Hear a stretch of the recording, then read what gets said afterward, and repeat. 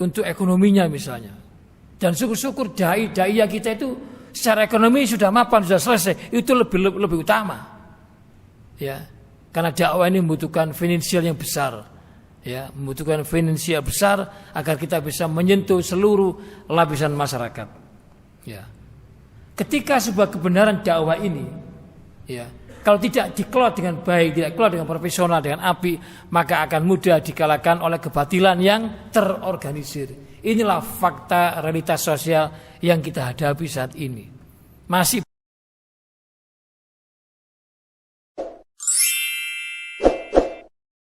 Bismillahirrahmanirrahim.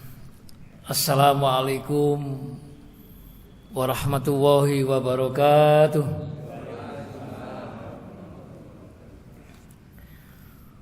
Alhamdulillahilladzi an'ama alaina bi ni'matil iman wal islam walladzi anzala sakinata fi qulubil mu'minin liyazdadu imanan ma'a imanihim. Asyhadu an la ilaha illallah wahdahu la syarikalah wa asyhadu anna Muhammadan abduhu wa rasuluhu la nabiyya ba'da. Sallallahu alaihi wasallam wa ala alihi wa ashabihi wa man tabi'ahu bi ihsan ila yaumiddin. Wa qala ta'ala fi kitabil karim, a'udzu billahi samil alim minasy syaithanir rajim. Wa la takum minkum ummatun yad'una ilal khair wa ya'muruna bil ma'ruf wa yanhaul munkar wa ulaika humul muflihun. Shadaqallahul adzim. Bagaimana kabarnya ibu-ibu, bapak, saudara sekalian? Sehat-sehat sedaya nggih? Alhamdulillah. Alhamdulillah. Mari kita awali kajian kita pada malam hari ini dengan terus tanpa pernah berhenti untuk selalu meningkatkan kualitas rasa syukur kita kepada Allah Subhanahu wa taala. Yang mana pada pagi hari ini dengan kasih sayang Allah, dengan rahmat Allah, Allah masih tetap berkenan memberikan kekuatan kepada kita, memberikan nikmat kepada kita. Nikmat kesehatan, nikmat iman, dan nikmat Islam. Tentu kita berharap mudah-mudahan seluruh potensi kenikmatan yang diberikan oleh Allah Azza wa Jalla ini senantiasa kita maksimalkan semua itu dalam rangka untuk beribadah kepada Allah. Itu dengan berusaha menjalankan seluruh perintah-perintahnya dan menjauhi seluruh larang-larangannya. Fa insyaallah kalau aktivitas diri kita, keluarga kita, masyarakat, bangsa dan negara ini kalau senantiasa diiringi dengan keimanan dan ketakwaan kita pada Allah yang bersumber pada Al-Quran dan As-Sunnah, maka tentu yang kita raih adalah kebahagiaan dan kemenangan. Ibu-ibu, bapak, serta saudara-saudara sekalian, jamaah kajian maghrib masjid yang kita cintai ini, yaitu Nurul Hidayah Kabupaten Kepanjen. Insya Allah kajian kita pada malam hari ini saya ingin menyampaikan tentang seputar manajemen dakwah dan strategi, ya, dakwah di era digital ini atau dakwah kontemporer ini. Kenapa ini penting saya sampaikan? Karena saat ini tantangan dakwah ke depan, ya, nampaknya semakin hari tidak semakin ringan, tidak semakin mudah, akan tetapi sebaliknya semakin berat dan semakin complicated dan semakin dahsyat tantangan dakwah umat Islam ke depan ini, terutama di era media sosial ini, bahwa saat ini sesungguhnya telah terjadi yang namanya ghuzul fikri atau ghazul fikri, yaitu perang pemikiran, perang ideologi yang sekarang ini sudah bermain di dunia media sosial. Maka umat Islam harus melek media sosial. Ketika umat Islam tidak menguasai media sosial, maka konten-konten yang muncul, yang kita saksikan, kita lihat adalah konten-konten yang disampaikan oleh kaum liberalisme, oleh kaum pluralisme, sekularisme, neokomunisme, bahkan Syiaisme.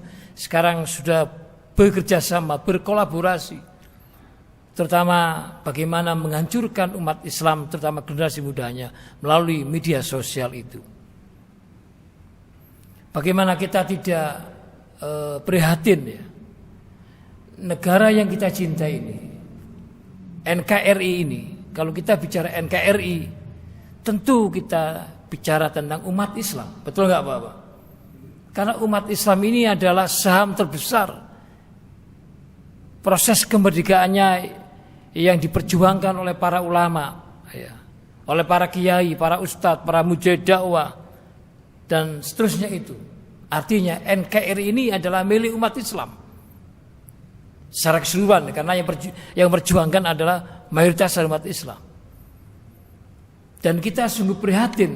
Bagaimana kita tidak prihatin? Negara mayoritas Muslim yang terbesar penduduknya di dunia ini, ya, akan tetapi yang namanya pemahaman Islamophobia, ya, orang Islam yang takut dengan Islam, orang Islam yang takut dengan ajarannya Islam, itu adalah hanya di negara yang kita cintai ini. Ya. Umat Islam takut dengan ajaran yang terdapat di dalam Al-Quran dan As-Sunnah. Ada mulai yang namanya Islamophobia semakin meningkat dan semakin subur. Ternyata kalau kita kaji lebih dalam, yang namanya Islamophobia itu tidak lepas daripada proyek, yaitu demonologi Islam. Apa itu demonologi Islam? Yaitu sebuah gerakan yang sistemik, yang masif, yang dilakukan oleh orang-orang yang anti terhadap Islam atau Islamophobia, ya, terutama munafik kafah, munafik tulen, yang dilancarkan dalam rangka untuk pembusukan terhadap Islam dan umat Islam. Umat Islam dianggap sebagai monster, sebagai hantu, sebagai apa ya? Kalau bahasa kasarnya sebagai setan. Ya, baik umatnya maupun ajarannya. Ya. Dan ini ternyata pernah digambarkan oleh salah satu di dalam bukunya The Clash of Socialism yang ditulis oleh Samuel P. Huntington, salah seorang tokoh pemerhati politik di Amerika, yang mengatakan bahwa ke depan ada pertarungan, ada peperangan peradaban antara Barat dengan Timur, dan Timur itu adalah umat Islam. Barat ketakutan dengan munculnya semangat umat Islam, ya, dalam arti kebangkitannya, muncul akan tanda-tanda kemenangannya. Ini nampaknya ditakuti oleh Barat.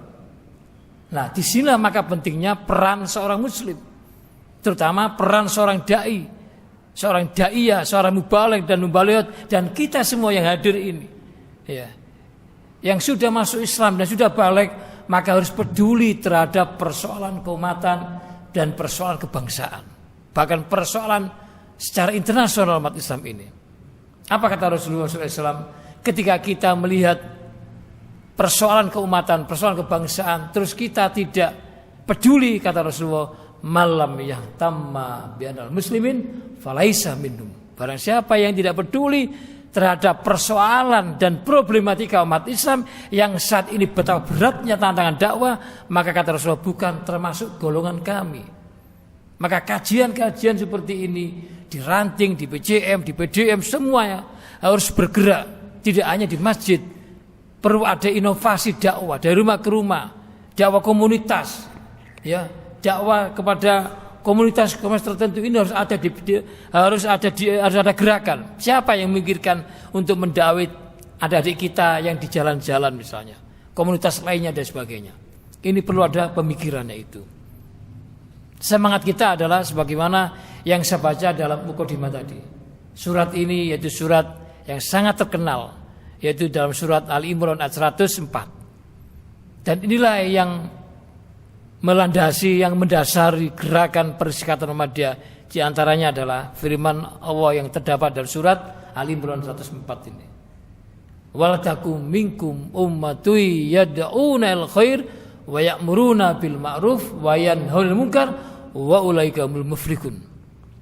Dan tidaklah ada di antara segolongan umat kita ini. Harus ada gerakan umat. Untuk apa? Untuk melakukan sebuah proses dakwanisasi. Proses amar ma'ruf nahi mungkar. Ya, mengajak kepada kebajikan, mengajak kepada hal yang ma'ruf dan mencegah yang mungkar. Maka disinilah pentingnya manajemen dakwah.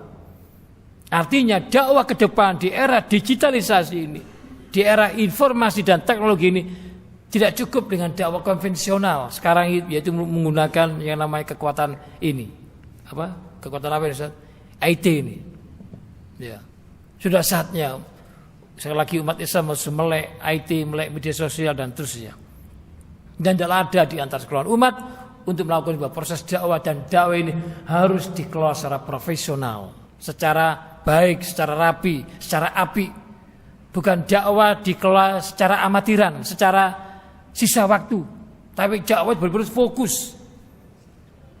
Maka kami sepakat, orang-orang yang ahli di bidang dakwah, yang memiliki semangat dakwah, itu harus ada orang yang memikirkan untuk ekonominya misalnya. Dan syukur-syukur dai-dai kita itu secara ekonomi sudah mapan, sudah selesai, itu lebih utama. Ya, karena dakwah ini membutuhkan finansial yang besar. Ya, membutuhkan finansial besar agar kita bisa menyentuh seluruh lapisan masyarakat. Ya. Ketika sebuah kebenaran dakwah ini, ya, kalau tidak dikelola dengan baik, tidak dikelola dengan profesional, dengan apik, maka akan mudah dikalahkan oleh kebatilan yang terorganisir. Inilah fakta realitas sosial yang kita hadapi saat ini. Masih banyak dakwah dikelola secara acak-acakan, secara amatiran, bukan secara fokus, bukan secara mujahadah, bukan secara profesional, dan dengan manajemen yang bagus. Masih jauh kita ini. Padahal tantangan dakwah semakin hari tidak semakin berat, tapi semakin dahsyat dan seterusnya. Lantas apa itu dakwah? Menurut jumhur ulama, yang dimaksud dengan ma'rifatul dakwah atau makna dakwah itu sendiri adalah dakwatun nas ila wa'i bil hikmah wal mau'idatil hasanah hatta yakfuru bitauhidi wa yu'minu billahi liyukhriju min dhulumati jahiliyati ila nur ila Islam. Jadi yang dimaksud dakwah tidak hanya dalam arti di atas mimbar ceramah, tapi dakwah itu memiliki definisi yang luas. Yaitu apa? Yaitu mengajak manusia kepada Allah yang menciptakan kita, yang mematikan kita, yang beri rezeki pada kita, yang beri kesehatan pada kita, ya, yang menciptakan alam yang tinggi, yang menciptakan alam yang semesta alam yang begitu rapi, begitu beraturan, ya, begitu indah. Allah yang menciptakan langit yang tinggi dan kita berada di genggamannya. Itulah Allah Azza wa Jalla. Dan bagaimana kita mengajak manusia untuk kembali kepada Allah, kembali pada syariat Allah, kembali pada Al-Quran dan As-Sunnah, tentu dengan pemahaman para pesoleh. Dengan apa? Dengan bil hikmah. Dengan bil hikmah itu bermakna dengan bijaksana, dengan arif, dengan kearifan lokal, tidak dengan menggunakan kekerasan, tidak menggunakan dengan kata-kata intoleran dan seterusnya, apalagi radikal dan seterusnya. Itu Islam. Tapi apa yang terjadi? Umat Islam tertuduh lagi, dianggap gerakan fundamental. Kalau umat Islam melaksanakan syariatnya, kembali pada Al-Quran Sunnah, dianggap berbahaya misalnya, akan dicap sebagai intoleran, dianggap radikal, ujung-ujungnya teroris. Ini kan muncul sampai detik ini. Maka kita jawab, Islam itu seperti ini dakwanya, yaitu mengajak kepada jalan Allah dengan hikmah, bukan dengan kekerasan, bukan dengan intoleran, bukan dengan radikalisme dan sebagainya. Dengan nasihat menasihati, watawa sebil haq, watawa sebil sober, itu Islam. Berarti Islam itu adalah agama yang rahmatan lil alamin, sesuai dengan kebutuhan naluri manusia, ya, yaitu menasihati yang baik sehingga meninggalkan tauhid. Tauhid itu sesuatu yang disembah selain Allah. Berarti ini ada tauhid, ada akidah, ada keimanan di sini, ya. Dan beriman kepada Allah, intinya kembali kepada Allah, yaitu beriman kepada Allah agar mereka keluar dari kegelapan jahiliyah untuk menuju cahaya terang benderang ini. Artinya dakwah itu intinya adalah tauhid, keimanan. bukan mengajak pada penghambaan pada manusia kepada manusia, tapi kita beribadah kepada Allah, menyembah Allah, bukan menyembah kepada selain Allah, termasuk manusia, aturan dan sebagainya. Kalau aturan itu bertentangan dengan syariat Allah, maka kita tidak boleh taat dan tunduk kepada aturan itu. Ya. Ibu-ibu, bapak yang dimuliakan oleh Allah, saudara kalian yang berbahagia, bukankah Allah telah memberikan predikat pada kita, pada umat Islam ini? Yaitu predikat yang luar biasa yang disebut dengan kuntum khairu ummah. Jadi kita ini sudah dicap oleh Allah, diberi predikat oleh Allah, dilabeli oleh Allah sebagai kuntum khairu ummah, umat yang terbaik, umat the best of the best, umat yang mulia, umat yang memiliki wibawa. Ya. Walakin al-an, kenapa sekarang ini umat Islam dalam keadaan termarginalkan, terpinggirkan, terbelakang? Pertanyaannya adalah limadza ta'akhirul muslimuna wa limadza taqaddama ghirum. Ini yang terjadi. Umat Islam saya ini mayoritas tapi dalam kondisi tertindas, dalam kondisi termarginalkan, terpinggirkan hampir di seluruh aspek kehidupan ini. Baik di bidang politiknya, carut marut kita, semakin banyak partai, ya, semakin banyak gesekan. Betul enggak Bapak Ibu? Bagaimana umat Islam menang partai saya menang ini? Apalagi sekarang ini menurut catatan KPU ada 24 partai yang sudah verifikasi. Semakin banyak partai, semakin bingung umat memilih. Dipilih siapa nanti? Ya, ya. Terpecah. Sementara partai-partai yang tanda kutip yang tidak Islami bersatu, bagaimana mungkin kita menang? Ya kan? Itu kan? Kita ini umat yang terbaik, ya. Yang dilahirkan oleh Allah ke muka bumi ini, ke dunia ini dalam rangka apa? Dalam rangka amal ma'ruf nahi mungkar, agar kita menjadi kuntum khair ummah. Syaratnya adalah itu. Dan juga diperkuat oleh sabda Rasulullah SAW, balighu anni wal ayat, sampaikan melalui satu ayat. Jadi setiap muslim ini harus bergerak menyampaikan ilmu, menyampaikan dakwah kepada siapapun. Tidak harus melalui mimbar Jumat, melalui mimbar seperti ini dan sebagainya, tapi bisa melakukan dakwah door to door, dakwah dari rumah ke rumah, mengajak pada orang dan sebagainya. Itu juga pemahaman dakwah. Ya. Pertanyaannya adalah kenapa sih kita harus berdakwah? Ternyata ini adalah perintah Allah dan perintah Rasulullah SAW. Ya. Kenapa kita berdakwah? Ternyata kalau kita kaji lebih dalam, di dalam Al-Quran disebutkan sebaik-baik amal, sebaik-baik profesi, sebaik-baik karyawan, ya, atau jabatan apapun namanya, pekerjaan apapun namanya, itu adalah menjadi utusan Allah. Dalam arti menyampaikan risalah Islam, bukan utusan bimakna Rasul, tidak. Artinya menyampaikan risalah kebenaran Islam ini, yaitu melalui dakwah. Ini difirmankan oleh Allah. Wa man aksanu qala mimman da'a ila Allah wa amila wa qala innani minal muslimin. Siapakah yang lebih baik perkataannya atau ucapannya, statementnya, daripada orang yang menyeru, orang yang mengajak kepada jalan Allah, ya, dan mengerjakan amal soleh, dan dia berkata sesungguhnya aku termasuk orang-orang yang berserah diri. Maka semangat menjadi menjadi mujahid dakwah, termasuk dai dan daiyah mubaligh, itu penting. Di sini dibutuhkan peranan yang signifikan, karena saat ini kita hidup di akhir zaman penuh dengan fitnah, penuh dengan tantangan, penuh dengan ujian dan sebagainya. Maka di sini pentingnya dakwah yang mencerahkan, dakwah yang menggembirakan, dakwah yang menyenangkan, bukan dakwah yang menakutkan, ya, dakwah yang menyakiti. Tidak, itu bukan ajaran Islam. Bagaimana dakwah yang menyenangkan, yang menggembirakan, mengajak orang itu senang ke masjid, ya, diajak undangan makan di masjid, ya, biar senang. Nanti acaranya makan gitu, ya, saya senang gitu, baru diisi. Ojo sampai misalnya saudara kita nggak pernah ke masjid, begitu ke masjid masa diganyang, lari lagi nanti, betul nggak Bapak? Ya, harus dirangkul. Dakwah itu merangkul, bukan memukul, mengajak bukan mengejek, harus rahmatan lil alamin, ya itu. Kenapa kita berdakwah? Karena saat ini kemungkaran, kemaksiatan, kedoliman, ketidakadilan benar-benar nyata, bukan hoax.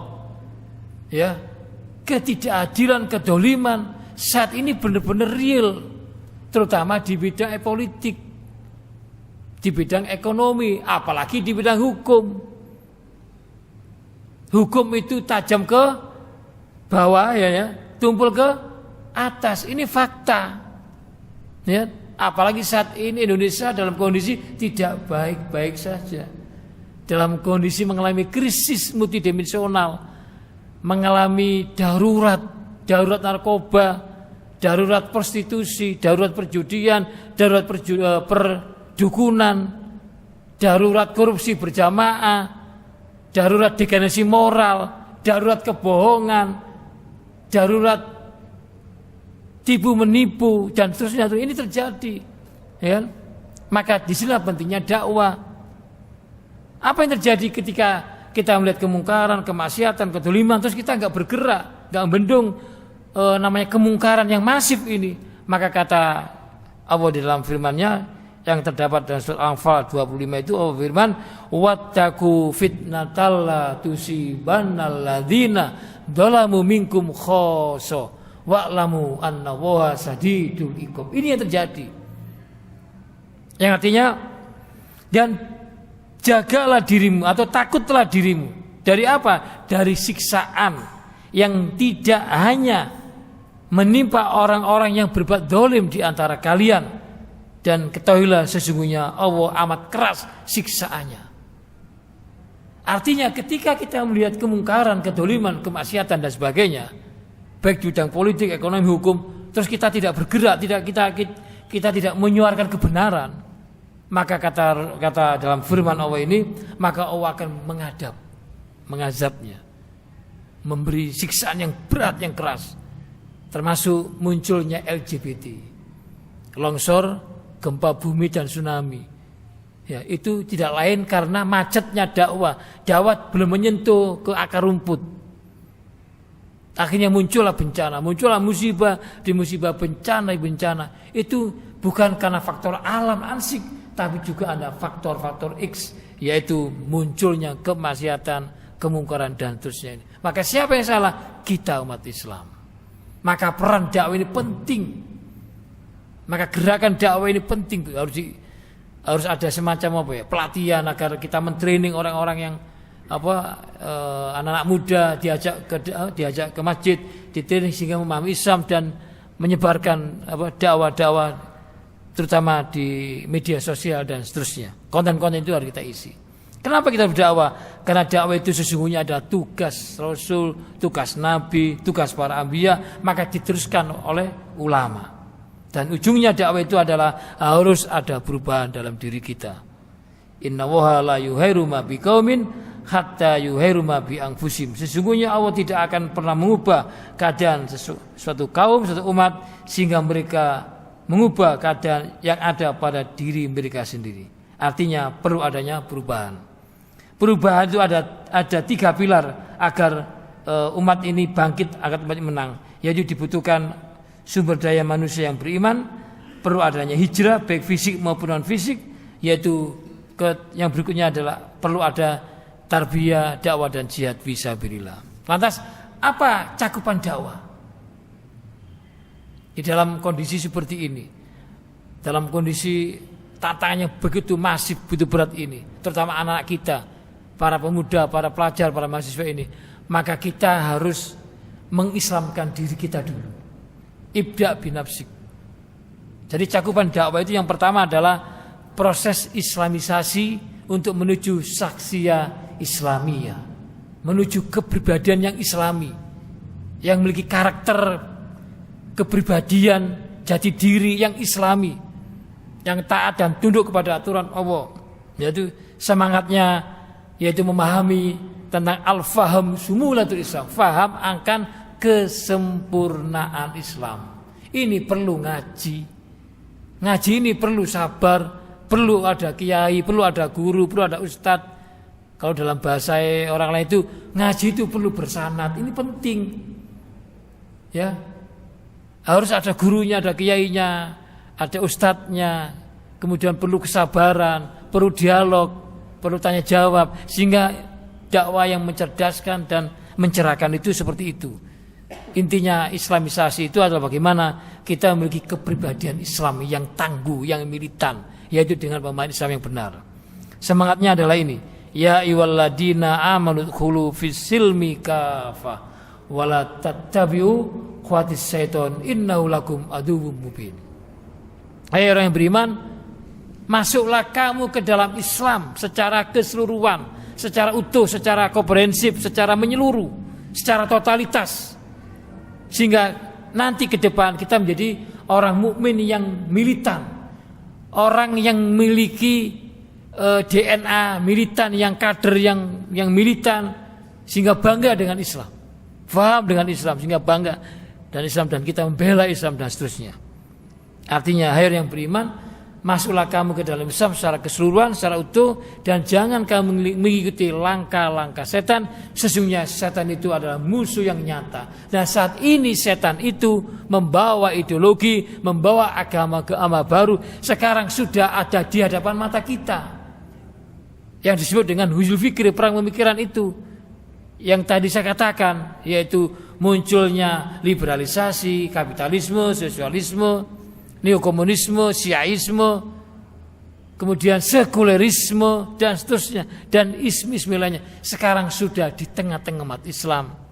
Kalau anak-anak kita tidak dikader tentang pemahaman Islam yang benar, maka anak kita akan ikut arus globalisasi, pemikiran-pemikiran yang sesat, yang menyesatkan itu. Dan ini sudah ada di tengah-tengah kita, bahkan sudah di rumah-rumah kita melalui yang namanya teknologi dan informasi itu. Ya. Sehingga kalau kita sudah memahami Islam dengan benar, maka kita harus berani dengan PD-nya mengatakan innad dina inda wahil Islam. Kita harus bangga, harus yakin itu. Sesungguhnya agama yang diridhoi hanyalah Islam, titik. Enggak ada agama lain. Lainnya adalah batil, lainnya adalah kasaro, lainnya adalah merugi dan tidak diterima di yaumul qiyamah. Ini dipertegas oleh firman Allah dalam surat Al-Imran ayat 85. Kita harus bangga dan pede menjadi orang Islam. Ishadu bi anna muslimin. Saksikan kami orang muslim. Ya. Wa may yabtaghi ghairal islami dina fala yuqbala minhu wa huwa fil akhirati minal khasirin. Barang siapa yang mencari-cari agama selain agama Islam, maka sekali-kali tidaklah akan diterima daripadanya, dan di akhirat termasuk orang-orang yang merugi. Maka berbahagialah kita menjadi orang Islam, berKTP Islam, yaitu menjadi orang Muslim. Tapi kita tidak cukup berhenti menjadi orang Muslim berKTP, tapi bagaimana kita perbarui Islam kita sehingga kita menuju menjadi orang mukmin, lebih meningkat. Karena hanyalah yang diberikan kemenangan itu adalah orang-orang mukmin. Wala tahinu wala yahzanu wa antum la'launa in kuntum mu'minin. Ya. Termasuk walladzi arsala rasulahu bil huda wa dinil haq yudhhirahu. Surat apa itu? Walladzi arsala rasulahu bil huda wa dinil haq yudhhirahu walau karihal kafirun. Syaratnya adalah mukmin yang akan diberi kemenangan oleh Allah itu. Maka kita tidak berhenti menjadi orang Muslim, maka perlu ngaji terus hingga menjadi orang mukmin. Artinya orang mukmin yang faham terhadap al-Islam, faham akan sumulatul Islam, Islam yang sempurna, Islam yang indah, yang lengkap. Karena Islam itu adalah ajaran yang mengatur seluruh aspek kehidupan umat manusia. Tidak ada satupun yang lepas dari aturan Islam. Semua diatur oleh al-Islam.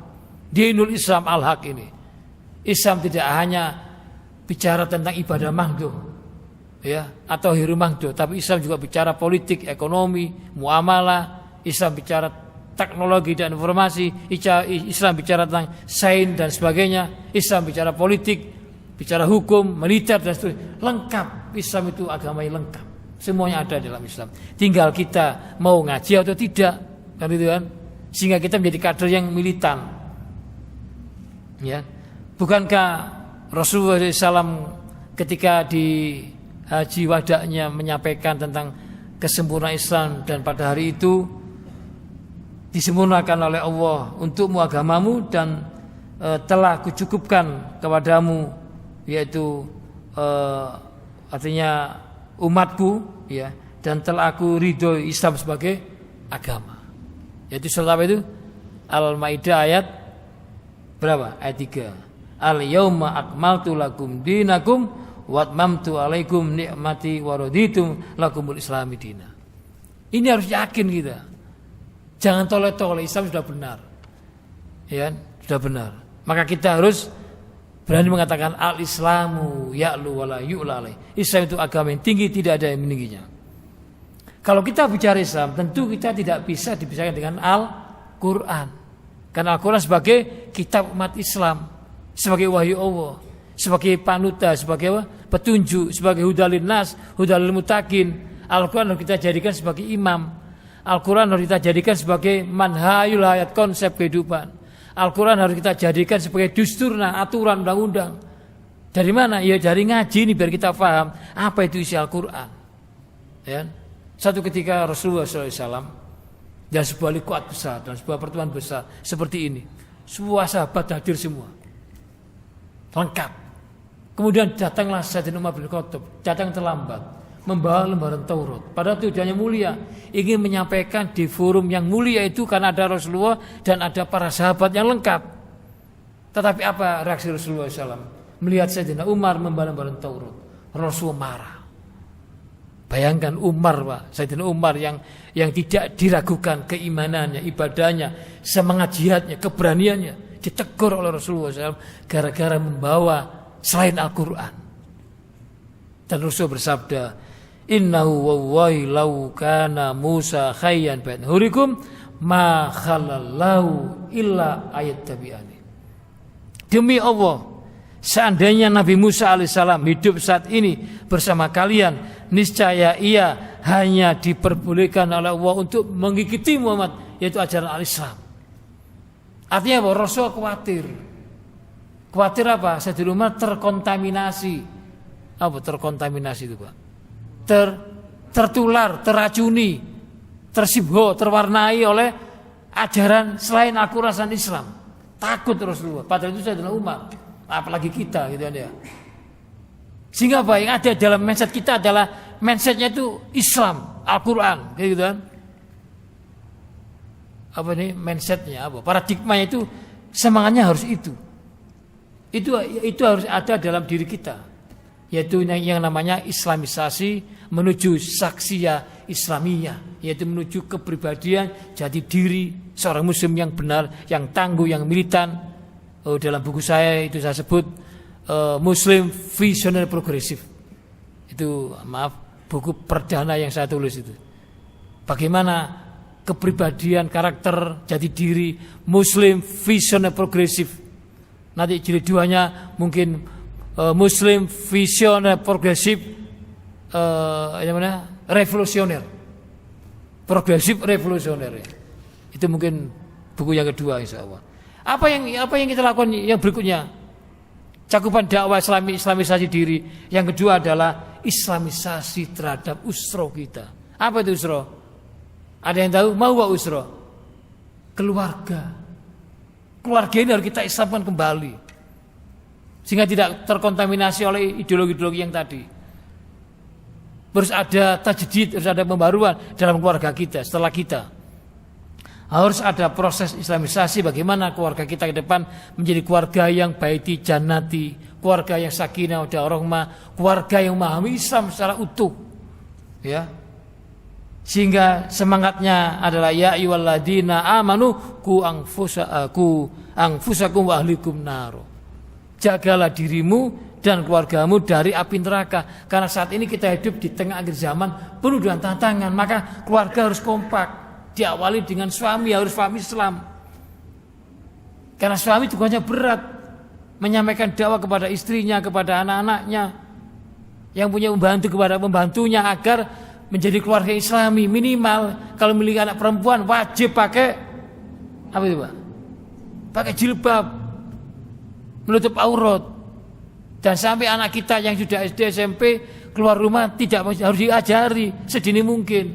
Jangan takut dianggap ini anak wong militan, jangan takut. Karena itu perintah.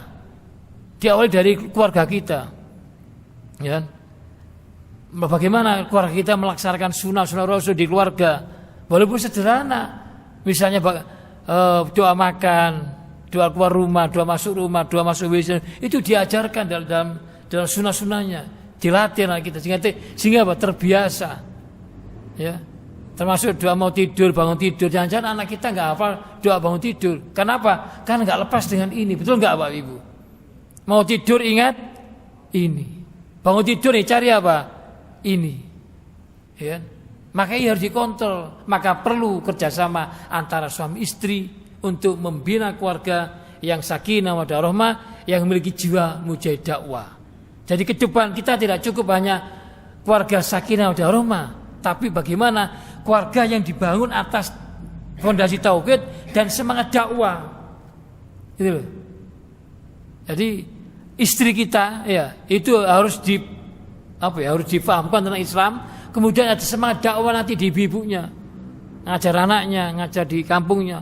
Ibu-ibu yang aktif di PKK, aktif di Darul Wanita, bagaimana Darul Wanita PKK itu diisi yang Islami. Anak kajian nih, enggak sekedar datang seperti itu, kemudian ngopi arisan selesai. Tapi apa ono materinya dan sebagainya. Itu harus ada perubahan. Ya. Yang berikutnya adalah setelah islamisasi terhadap diri kita, keluarga kita, yang berikutnya adalah kepada masyarakat ijtimaiyah, yaitu masyarakat secara sosial. Ini perlu masyarakat didakwahi. Nah, ini perlu butuh mujahid dakwah yang banyak karena tantangannya banyak, tantangannya masif. Kemaksiatan, kemungkaran masif, terus kita dakwah enggak masif, yo kalah mana dakwah ya. Harus diperbanyak pasukan dakwah, harus diperbanyak junduwa, tentara Allah yang siap untuk mendakwakan Islam di tengah-tengah umat yang saat ini mengalami kegalauan, yang mengalami frustasi, yang mengalami depresi, ya. Depresi karena ekonomi, karena kenaikan BBM misalnya, ya. Semuanya naik semua, ya kan? Ya mana jadi seperti ini negara kita ini, ya kan? Protes model apa ya seperti ini, ya. Demo berkali-kali, ya seperti ini, ya. Sementing ya sampai walaupun BBM naik, ya sampai iman kita turun, sepakat Bapak ya? Ya ini dunia gitu loh. Tetap kita harus memperjuangkan kebenaran itu, loh, ya. Yaitu islamisasi terhadap masyarakat, membangun masyarakat yang islami, membangun masyarakat yang beriman, yang bertakwa, ya, yaitu menuju baldatun thayyibatun walaupun ghafur. Semangatnya adalah walau anna ahlal qura amanu wattaqau la fatahna alaihim barakatim minas sama'i wal ard walanki kadzabu fa'anhum bima kanu yaksibun. Ini ujungnya nanti kalau dakwah ke masyarakat itu. Setelah dakwah kepada diri kita, keluarga kita, ke masyarakat, yaitu konsepnya ini. Kalau ini terwujud Pak, Indonesia enggak seperti ini. Kalau rakyatnya sampai presidennya adalah orang yang beriman dan bertakwa, maka ada perubahan besar. Berarti apa? Ke depan dibutuhkan pemimpin yang beriman dan bertakwa. Pemimpin Indonesia ke depan harus beragama Islam, menurut pribadi saya. Sepakat Pak Ibu? Ya secara demokrasi wajar wong kita ini negara demokrasi katanya. Yang mayoritas muslim, masa pemimpinnya non Islam? Ya wajar pemimpinnya orang umat Islam karena ini mayoritas. Maka syaratnya adalah orang Islam yang beriman dan bertakwa, yang memiliki integritas, bukan yang memiliki isi tas. Fulus nanti kembalinya, rusak mana ya dia. Ini yang terjadi kan? Sekarang ini yang muncul bukan ketuhanan yang Maha Esa, tetapi keuangan yang Maha Esa. Semuanya bisa dibeli, semuanya bisa direkayasa, semua bisa diatur. Akhirnya muncul guyonan di WA itu aturun awuran gitu Pak ya. Pernah dengar ya? Ya. Maka perlu ke depan kita harus menyiapkan pemimpin depan tahun 2004 terutama. Iki opo iki? Sopo dadi ya? Ya harusnya beriman, bertakwa. Tanpa beriman dan bertakwa dekat pada Allah, enggak mungkin Allah akan membantu persoalan keumatan berbangsaan. Ya. Yang artinya jikalau sekiranya penduduk negeri-negeri ini adalah orang yang beriman dan bertakwa, pastilah kami akan melimpahkan pada mereka keberkahan dari langit dan dari bumi. Tetapi mereka mendustakan ayat-ayat kami, gak percaya pada Al-Quran.